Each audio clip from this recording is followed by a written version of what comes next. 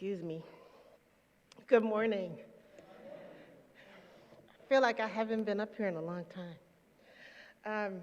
Welcome to Northwest Unitarian Universalist Congregation.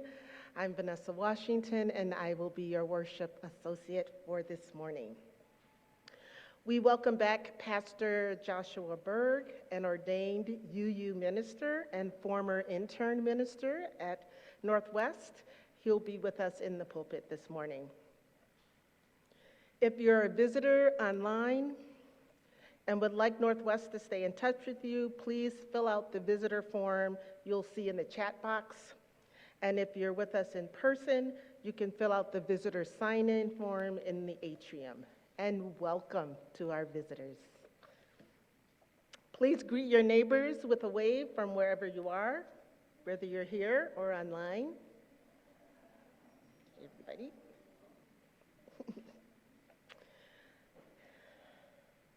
Now, I'm going to move from the script for a minute.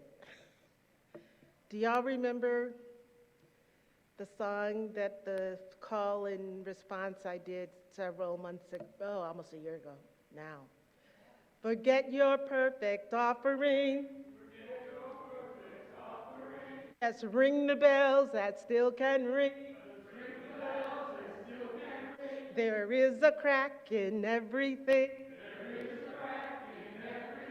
That's how the light gets in. How the light gets in. Let's try it again. Forget your perfect offering. Ring the bells that still can ring.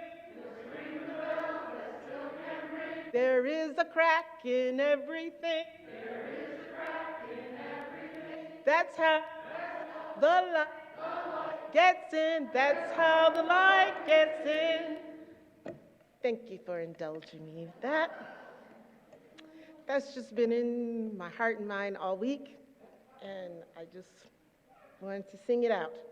Now, let's take a deep breath and settle into a time of worship.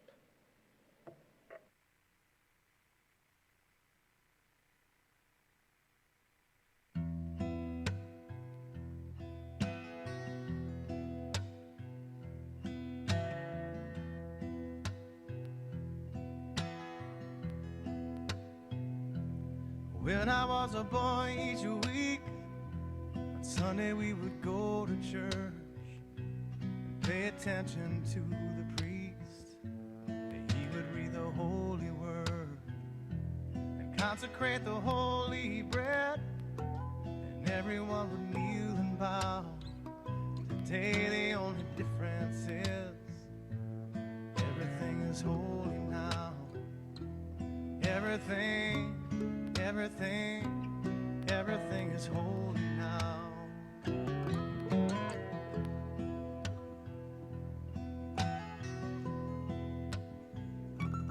when I was in Sunday school, we would learn about the time Moses split the sea in two. Jesus made the water wine. And I remember feeling sad. Miracles don't happen still. But now I can't keep track, 'cause everything's a miracle.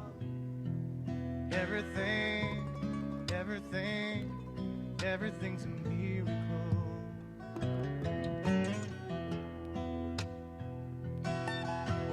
Wine from water is not so small, but an even better magic trick is that anything is here at home. So the challenging thing becomes not to look for miracles, but finding where there isn't one. When holy water was rare at best, it barely wet my fingertips. But now I have to hold my breath like I'm swimming in a sea of it. It used to be a world half there, heaven's second-rate hand-me-down. But I walk it with a reverent air, 'cause everything is holy now.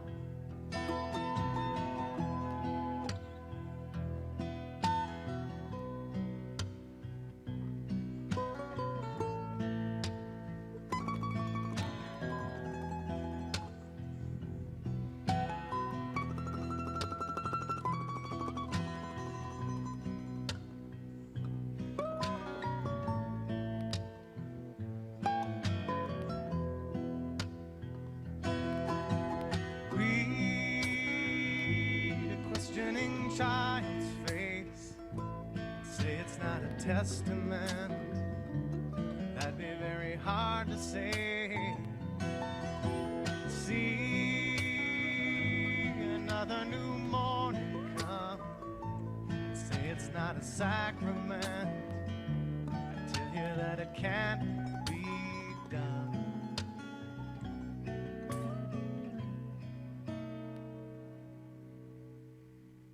This morning outside I stood, I saw a little red-winged bird shining like a burning bush and singing like a scripture verse. It made me want to bow my head. I remember when church let out, how things have changed since then. Everything is holy now. Used to be a world half there, heaven's second-rate hand-me-down, but I walk it with a reverent air, 'cause everything is holy now.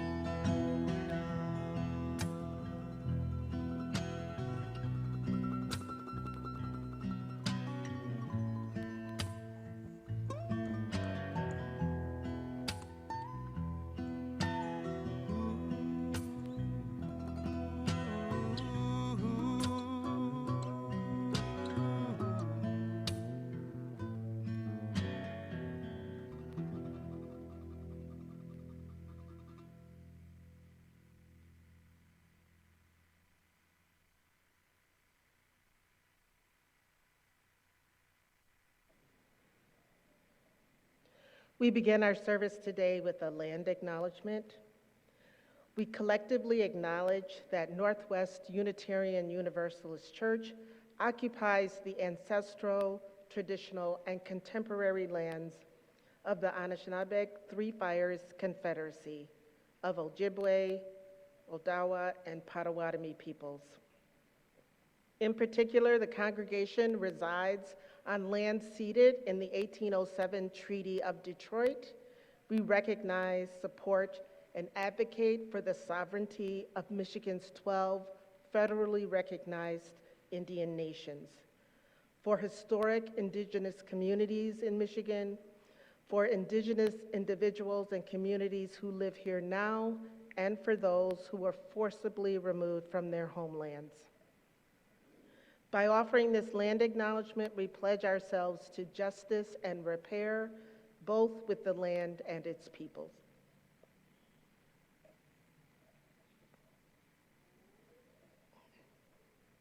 For our chalice lighting today, we read "For the Memory That Heals and Holds" by Reverend Scott Taylor.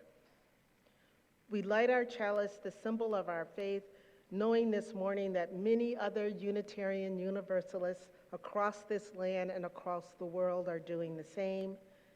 And as I said, we light our chalice with words from Reverend Scott Taylor.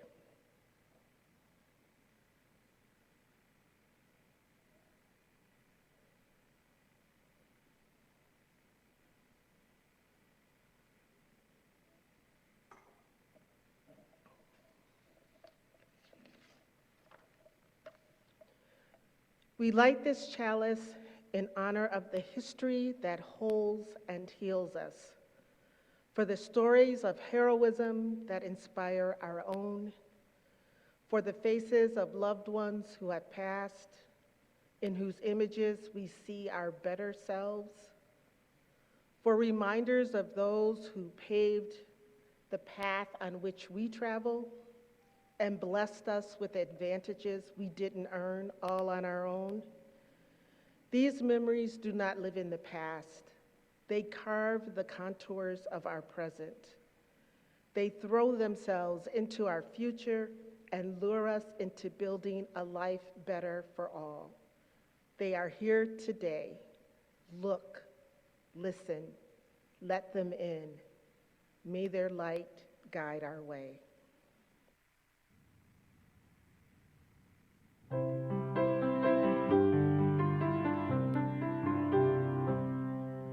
Rise up, O flame, by thy light glowing, show to us beauty, vision, and joy.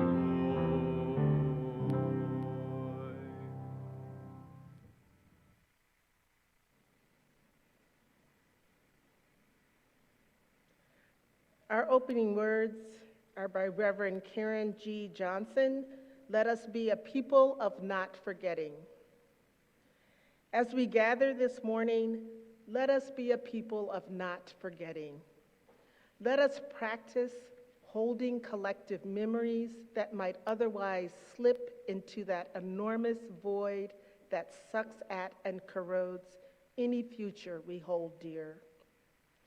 Let us practice honoring truth-telling up from the past that must come fully into the now, lest we falter and fail, lest the whole remain in pieces.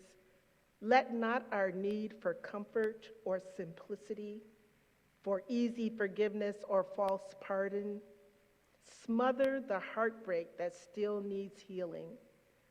Let us practice resilience with reckoning. Let us marry memory and promise.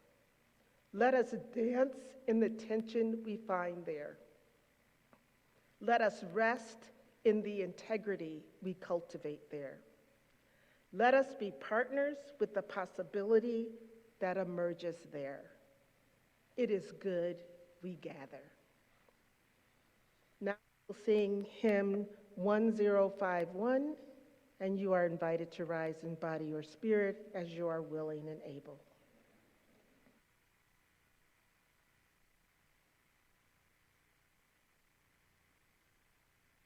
For each child that's born, a morning star rises and sings to the universe who we are. For each child that's born, a morning star rises and sings to the universe who we are. For each child that's born, a morning star rises and sings to the universe who we are. We are our grandmother's prayers, and we are our grandfather's dreams. We are the breath of our ancestors.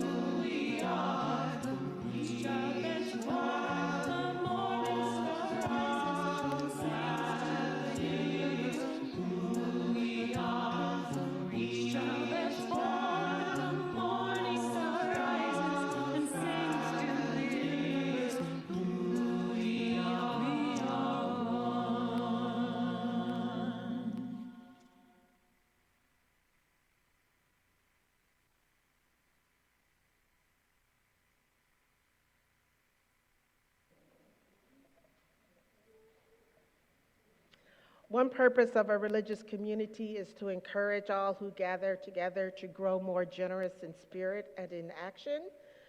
This is the great end of all the world's faith traditions, to bring the human being closer to the divine by acts of creation and compassion. We now take an offering that allows us to exercise that all-important generosity of spirit, an offering that will mutually support this self-supporting congregation and the shared plate recipient. Every other month throughout the year, Northwest shares 50% of the plate collections with the Southfield Emergency Needs Fund. Their goal is to help residents overcome personal hurdles to achieve a satisfying and productive quality of life. Human Services is a division of the Southfield Community Relations. If you'd like to donate, you can do so in a variety of ways that are now visible on your screen. For those here in person, we will pass a collection basket for checks and cash.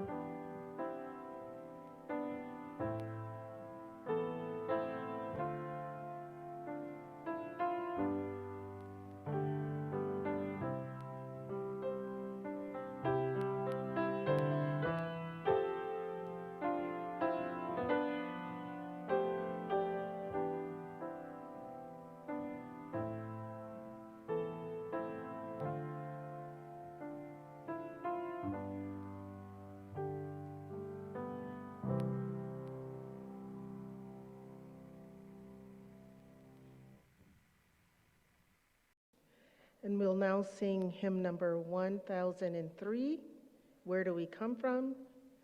You're invited to stand in body or spirit as you're willing and able.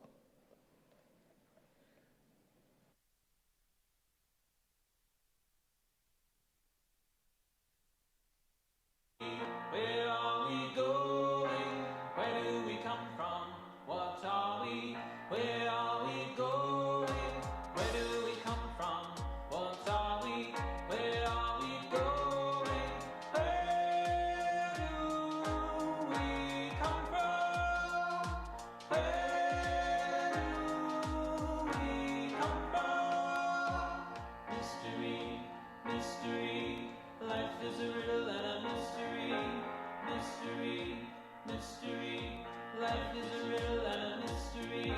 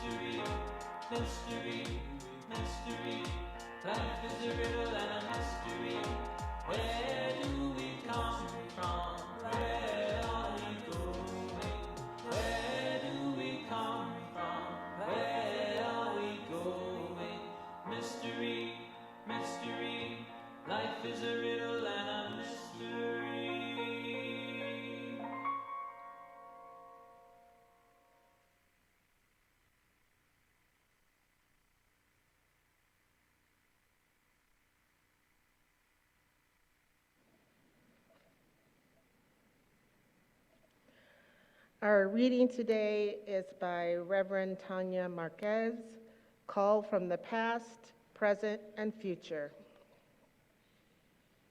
Call from the past. From the heights of the Andes, the jungle, and the desert, from the depth of the sea, from a time that was, from a time that stretches beyond our memory, we are called. Our histories stretch back to the first people, the first steps, the collision of the worlds, to abrupt beginnings, all wanderers of this land. We have inherited the unfinished labor of our ancestors, of those that came before us. We are called to continue the work. Call from the present. The voices of our people call us now. The world harbors their joys and their sorrows. We hear the cries of our people demanding justice. In that call, we recognize the voices of those who wander the desert, the border crossers, the navigators, the justice seekers, the dreamers and hopeful. We weave our story to the story of our ancestors right here, right now. We are in the midst of responding to the call that comes from all the corners of this land, from the south, the north, the east, and the west. We are called to sustain the work. Call from the future. The voices of those who will be call us, a reminder of who we need to be. In the weaving of our story to the web of life, we must remember that we must not cut the strings, for there are others coming after us, others with tender hearts and strong wills, with creative determination, those who will live in the house of tomorrow. Their vision escapes us, yet we are called to prepare the road, to leave behind possibility and foundations upon which they'll build a better tomorrow. We are called to create new opportunities.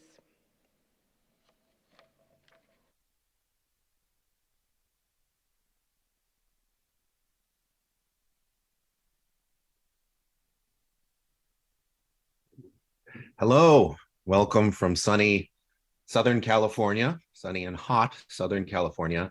I always look forward to these Sundays and getting to see all the beautiful faces of the people that I miss so much and that I love so much. It's such a great way to start the morning on a Sunday. So thank you all for being here. So most people have heard the story of George Washington and the cherry tree. If you haven't, I'll tell it quickly. Supposedly, when George was a small boy, his father gave him a hatchet as a gift. Now, I'm not sure what his dad expected when he gave a 6-year-old a hatchet, but sure enough, he damaged something, one of his father's prized cherry trees. And when his father asked him about it, he said, "I cannot tell a lie. I cut down the cherry tree." And his father was delighted that George was so honest. I heard that story countless times growing up. But the story, as it's told, almost certainly never happened. It was imagined by the colonial era PR man, Parson Mason Locke Weems.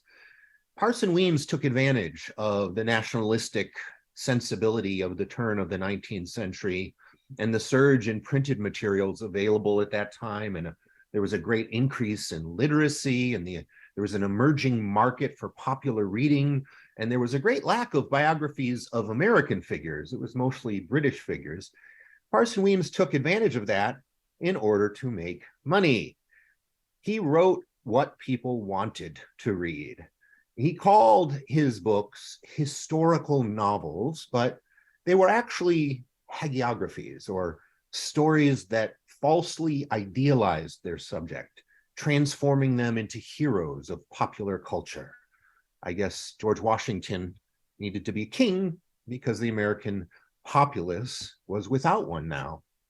Anyway, his most viral book was a history of the life and death, virtues and exploits of General George Washington, with curious anecdotes equally honorable to himself and exemplary to his young jet countrymen.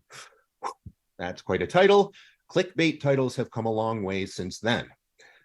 Like the cherry tree incident, many of these tales in Weems' book became collective American memories.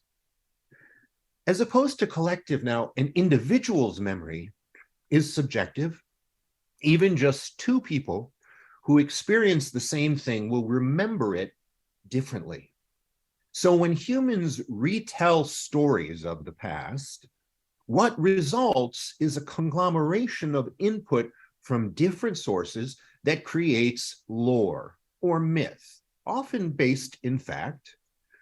And if lore propagated widely, like Weems's stories of George Washington, it can become accepted as collective memory. But memory, widely accepted as truth or not, is certainly not history. History involves analytical study of evidence that exists beyond and even in opposition to collective memory. Collective memory, including oral and written tradition, let me say, is very valuable, often to culture. And even as valuable as it can be, it is not equivalent to something analytical and evidence-based, like, oh, let's see, critical race theory, for example. CRT is not lore. Lore, because it is also stimulates the emotions, and it's favorable to those creating it, is more likely than actual history to be adopted collectively. So let's just pick something else randomly. Oh, I don't know, the myth that the foundation of our country was not undergirded by slavery and systemic racism by white people against Black bodies, for instance. This myth is more favorable to white people and thus more likely to be believed by a majority white population. Compounding the issue of collective memory is a behavioral science phenomena. One is called the illusory truth effect. And this is the belief in something, regardless of its veracity, of its truth, if it is repeated often enough, the illusory effect, truth effect. And this is how myths and lies, even big lies, maybe you can think of an example, become truth to so many, even intelligent people, and even when confronted with evidence that disproves the lie. Another of these behavioral phenomena is the fact that humans simply can't think fast enough for all of our input and decision making. We make thousands of decisions every day. And in order not to overload our CPUs, we have to utilize heuristics to make many of those decisions. And heuristics are things like emotional cues, like familiar ideas, memorable images that easily and readily pop into our minds. I knew a lovely woman during Obama's presidency who was certain that Obama swore his oath on the Quran. I didn't see a problem if he had done that, first of all, but he didn't do it. One day, I brought in evidence, including a video of Representative Keith Ellison, another Black politician, who actually did swear his oath of office on the Quran. Wonderful. And I thought this demonstrated beyond a doubt that Obama hadn't. Evidence didn't matter. When false history that becomes collective memory by repetition and then is bolstered by heuristics such as emotions and prejudices like fear and racism, and then legitimized by what people consider respectable sources that move to the front of mind, when that becomes part of a person's meaning making, and inextricable from their very identity, that history is near impossible to dispel. And let me say, we are all susceptible to these biological phenomena. This woman I'm talking about heard this lie repeated so often and identified with the danger she imagined it presented so closely that it had become her truth. Growing up, I thought I lived in America that took pride in the fact that, unlike Nazi Germany, we don't burn books, we don't propagate lies. Well, that America really never was, I'm sorry to say. Fascists in our government, who were likely always there, today have been emboldened to undertake the equivalent of burning books and the straight up propagation of lies. And the bad and the good news is there will always be those who censor and manipulate. And there's a crack in everything which lets the light in. And as our ancestors have demonstrated, we all also always have the ability to overcome the worst of our natures as humans. As a culturally Jewish UU, I like to go back to my culture, my heritage. And so I'm going to talk a little about the word zachor. This is a Hebrew word which refers to the injunction to remember. And this word is repeated nearly 200 times in the Hebrew Bible with regard to things like remember the Sabbath, remember God's covenant with Abraham, remember the Exodus from Egypt, and more and more and more. The authors of the Torah, the Hebrew Bible specifically, knew that collective memory is incredibly important also to sustain cultural identity. But once again, collective memory, although often referred to as the history of a people, is not history. Rabbi Heath Wattenmaker explains the Jewish imperative zachor, to remember, as a directive that compels us to remember collective history as if we experienced it ourselves. Through our great capacity, the humans have a great capacity for what's called episodic memory. We actually participate in the past, facilitated by ritual, of course, as part of the narrative of a community's present, and in order to fuel the envisaging of a community's future. The Jewish historian Yosef Yerushalmi, in his book, Zachor, Jewish History and Jewish Memory, writes about how the pursuit of historical fact, even today, does not matter to even the wisest religious Jews if they are ensconced completely in tradition.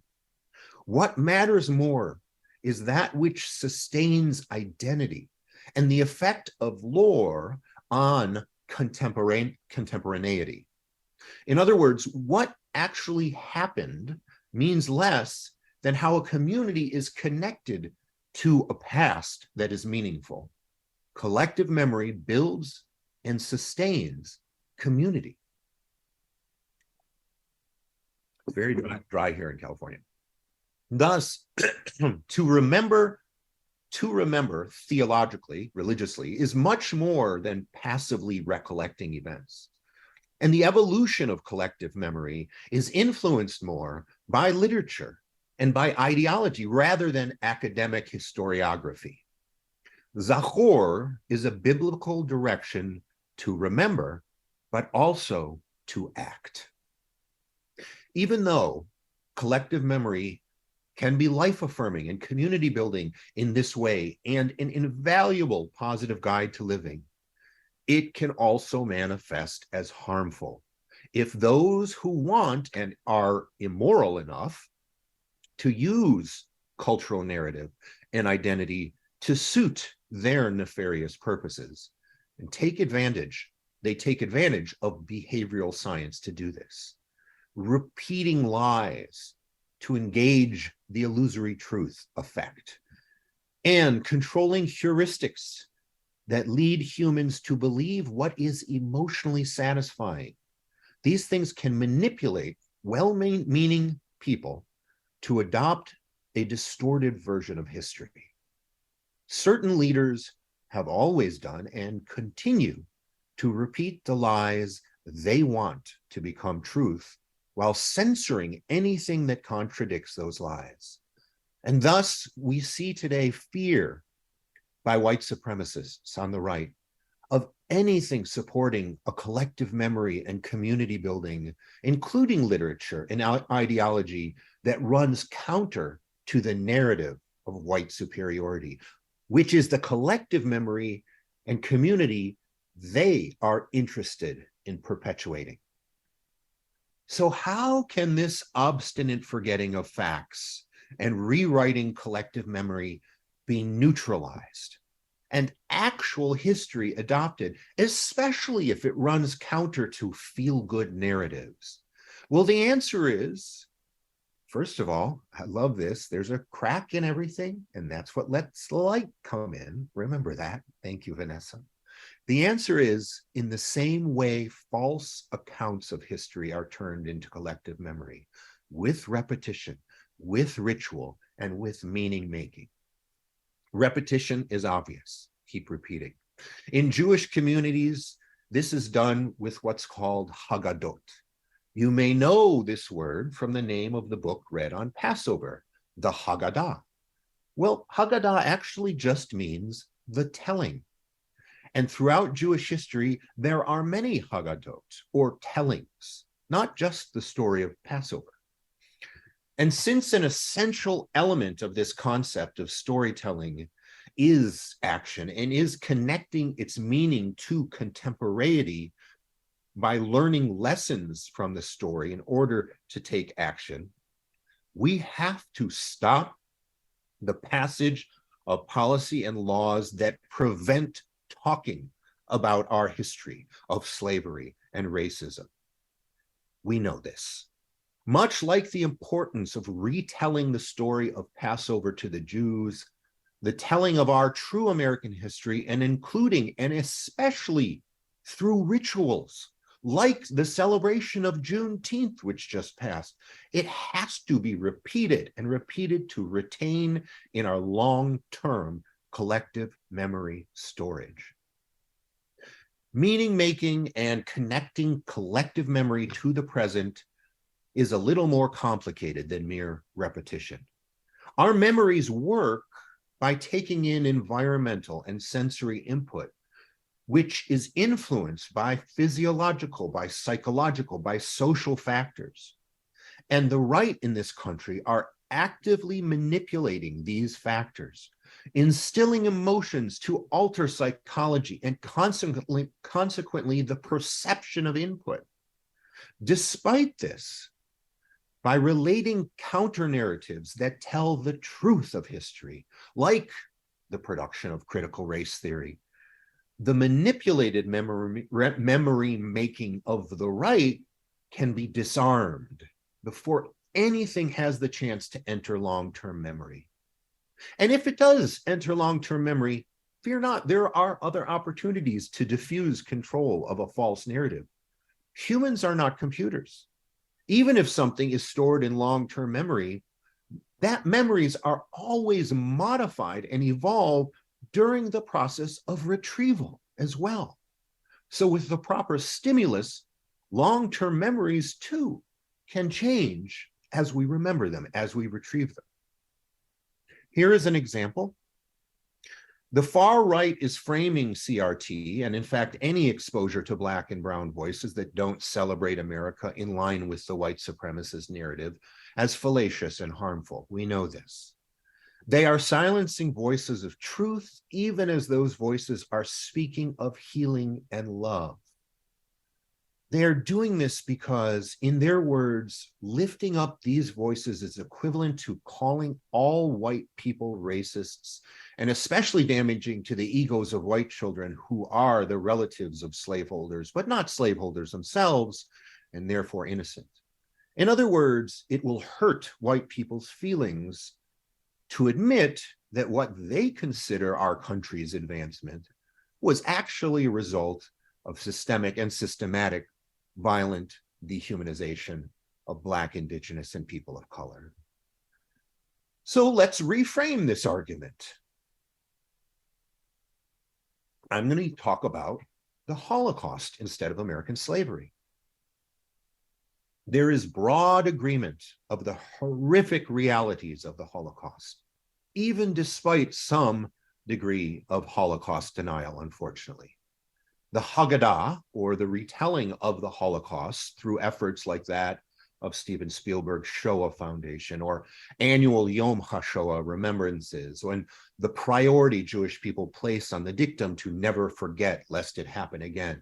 All of these remembrances and repeating greatly neutralize the threat that the Holocaust will be rewritten or that it will be forgotten.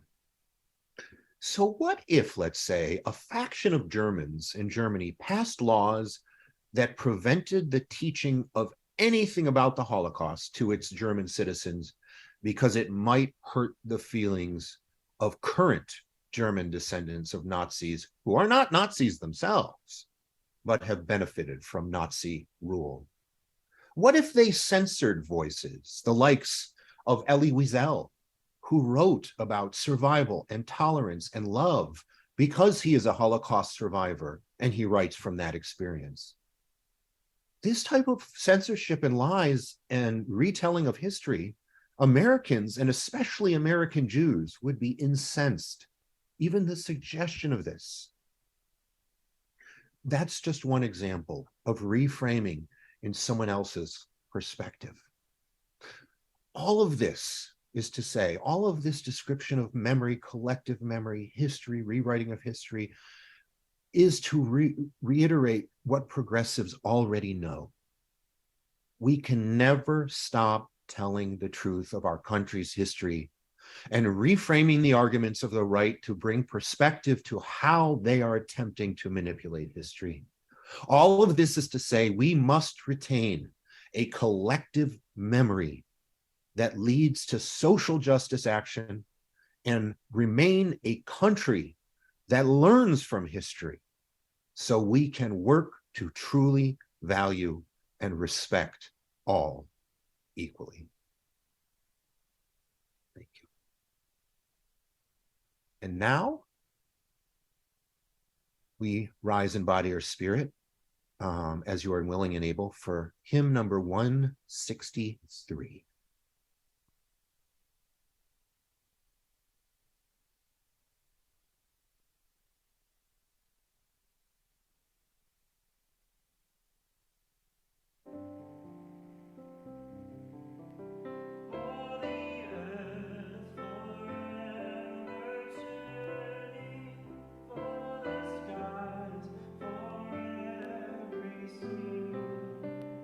For our lives, for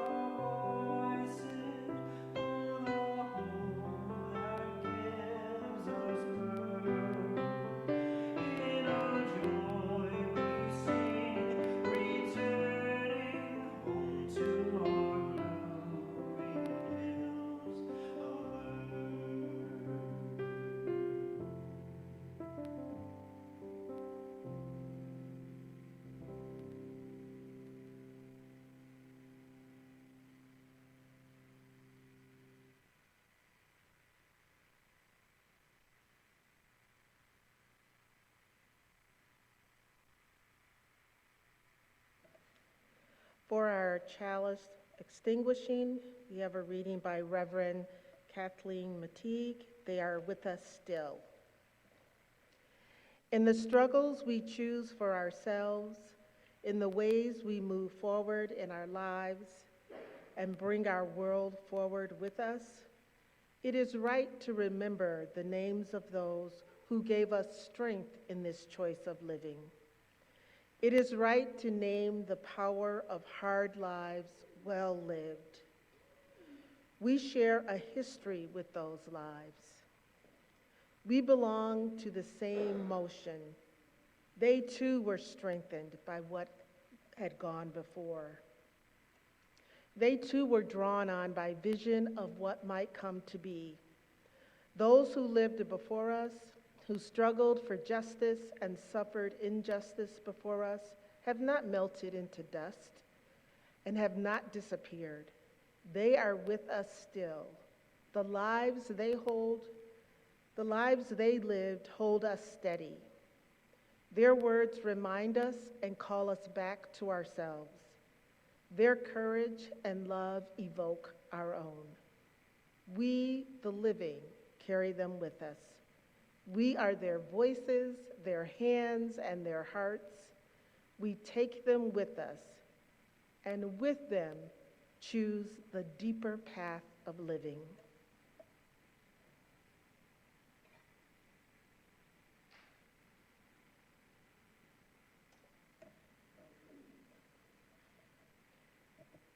We have a couple of announcements to share with you.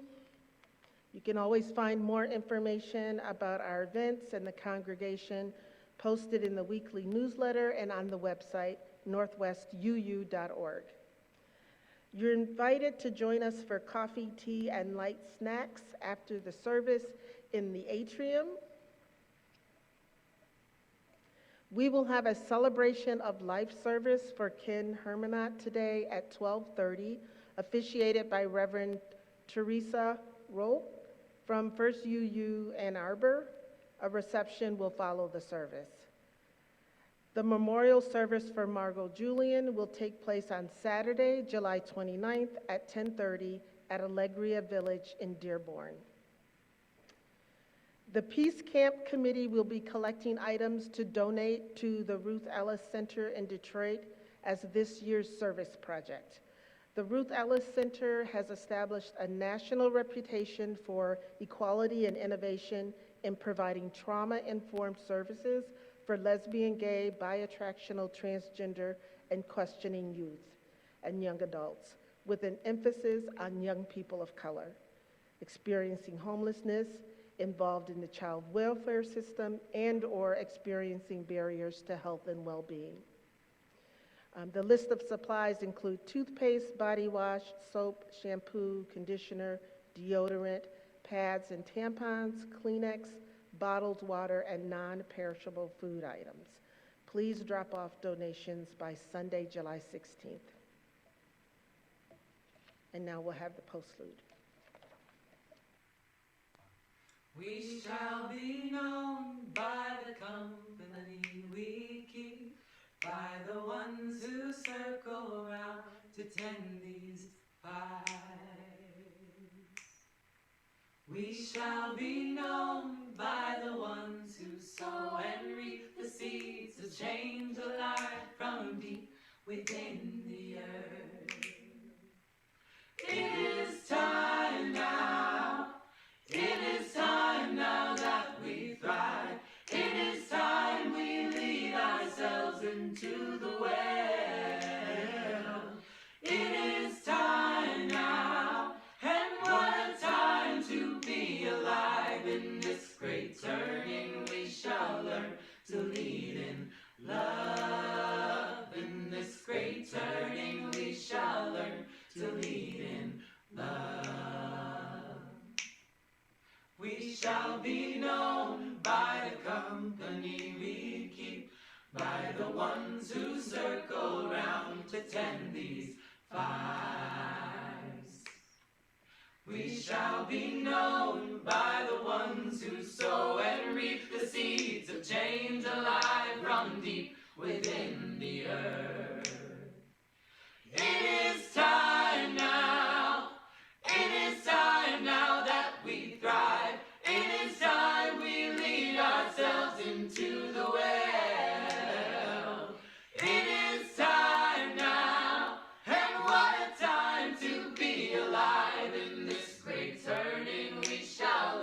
to lead in love. In this great turning we shall learn to lead in love. We shall be known by the company we keep, by the ones who circle round to tend these fires. We shall be known by the ones who sow and reap the seeds of change alive from deep within